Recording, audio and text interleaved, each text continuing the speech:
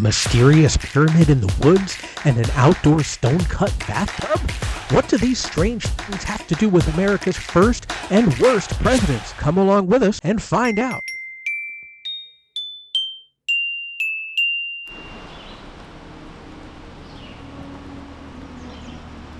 A rainy morning in southern Pennsylvania, near the Maryland, West Virginia, Eastern Panhandle section, we come across James Buchanan State. Until President Biden, James Buchanan was the first president from the state of Pennsylvania.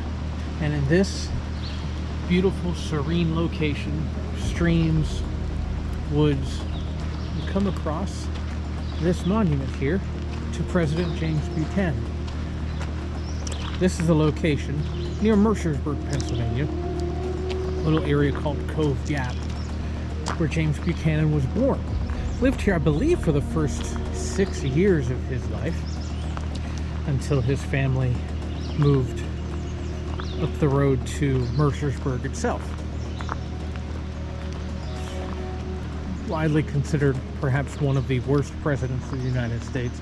He actually did hold a distinguished political career, but his policy of trying to keep the peace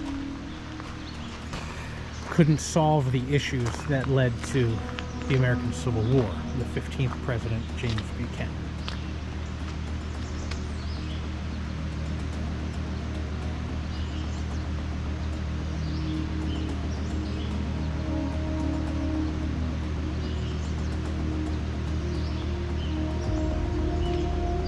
Monument constructed in honor of his birth, land donated by his niece. James Buchanan was the first president to serve his term as a bachelor. He only served one term. He was committed to only serving one term. But his niece served as his hostess while he was in the White House.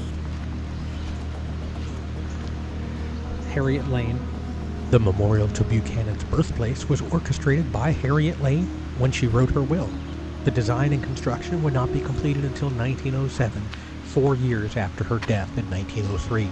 The pyramid shape was designed just simply to be a lasting structure.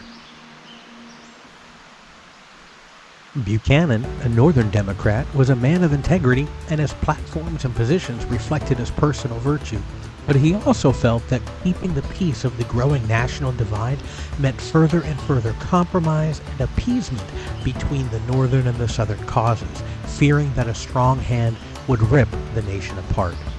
And historians over time have found his weakness on that point, leading toward the eventual Civil War, as the grounds for his labeling as perhaps America's worst president. Quite a beautiful surrounding area. And serene too. Just up the road from James Buchanan State Park, on the pretty campus of Mercersburg Academy, we actually have the cabin of James Buchanan's birth, or at least the last remaining structure from Stony Batter, which is what his father had named the homestead. Pretty small place.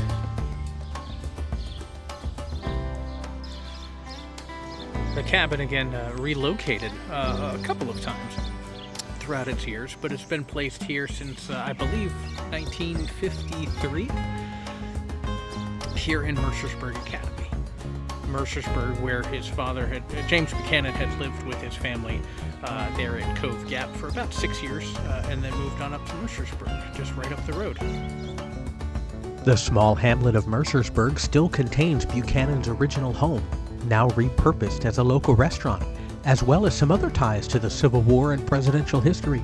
The Mansion House Hotel once served as a political campaign stop for Buchanan, where his views on slavery caused a ruckus of sorts. And later, in the aftermath and retreat from the nearby Battle of Gettysburg, a small skirmish broke out, leading to the capture of a few retreating rebels. While Buchanan was living here as a small child, a log home was constructed on a corner in the center of Mercersburg by Archibald Irwin. Two of Irwin's daughters, Jane and Elizabeth, would serve presidential roles as well. Jane would marry William Henry Harrison Jr., serving as her father-in-law's hostess during his short presidency in 1841. Meanwhile, Elizabeth would marry William Jr.'s brother, John, and would give birth to Benjamin Harrison, who would later become the 23rd U.S. president in 1889. A short drive into West Virginia brings us to the nation's only outdoor monument to presidential bathing.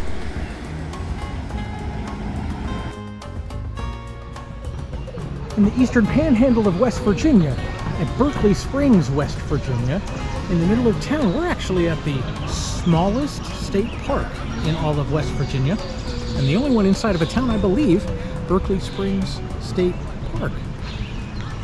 Here, mineral springs have been flowing through the mountains of West Virginia to this place for hundreds of years.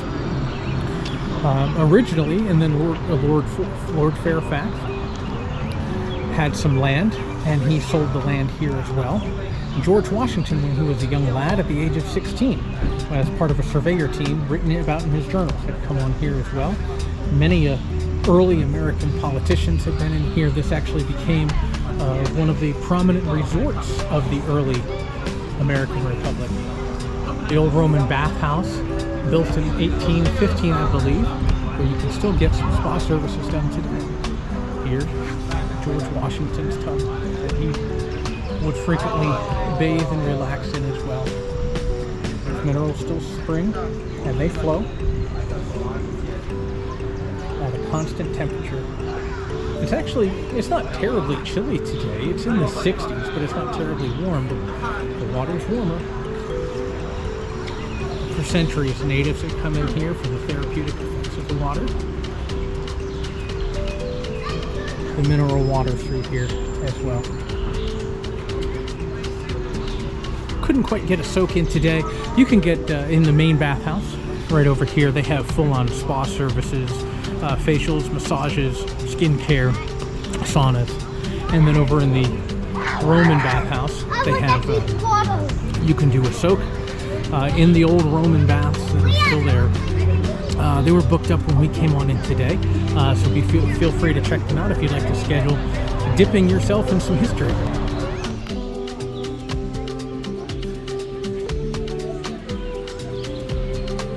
Here we are at George Washington's bathtub.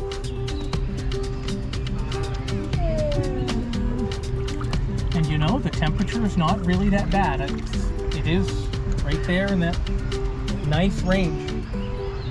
Not too hot, not too cold.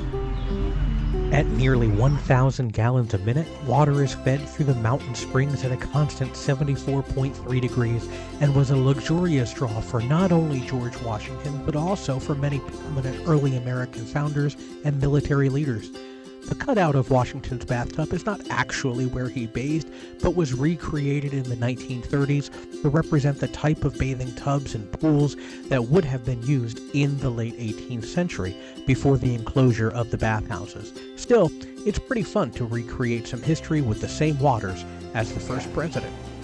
The Visitor Center features displays on the geological features of Berkeley Springs, which was originally named Bath, Virginia, and the natural filtration, mineral content, and temperature control that brought visitors to what has been known as America's first spa resort. You can also purchase an empty water jug for simply $1 and fill it up yourself to take the crisp water home. What do you think? Yeah. We ended our day drinking water that was soaked in history. On either side of presidential greatness, in small towns or the middle of the woods, you never really know what strange and quirky things you might find wherever you are. If you have some interesting places where you are, let us know in the comments, and hopefully we can swing by to experience your neck of the woods, taking in life's adventures down our holiday roads.